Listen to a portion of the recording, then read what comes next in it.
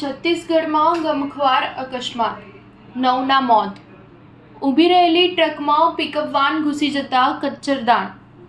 મૃતકોમાં 5 મહિલાઓ અને 3 બાળકો, 23 લોકો ઘાયલ.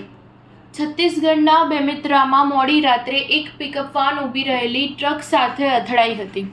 આ અકસ્માતમાં 9 લોકોના ઘટના સ્થળે જ મોત થયા હતા, જેમાં 2 જોડિયા બહેનો સહિત 5 મહિલાઓ અને 3 બાળકોનો સમાવેશ થાય છે.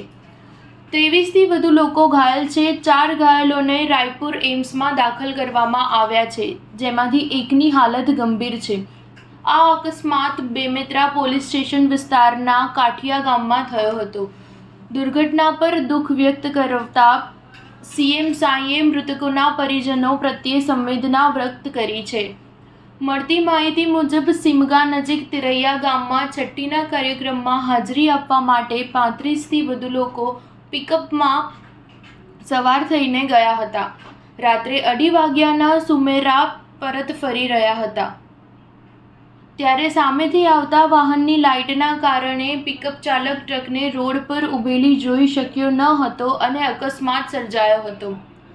તમામ પાથરા ગામના રહેવાસી છે.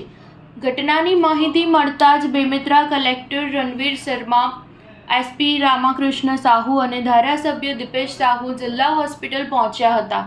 તેમણે ઘાયલોની સ્થિતિ વિશે પૂછપરછ કરી અને 4 ગંભીર રીતે ઘાયલોને રાયપુર એમ્સમાં મોકલ્યા, જેમાંથી એકની હાલત નાજુક છે. તેને માથામાં ઈજાઓ છે, જ્યારે અન્ય 3ને શરીરના અનેક ભાગોમાં ઈજાઓ થઈ હતી. સ્ટાર ન્યૂઝ 7 હંમેશા સચ્ચાઈની સાથે.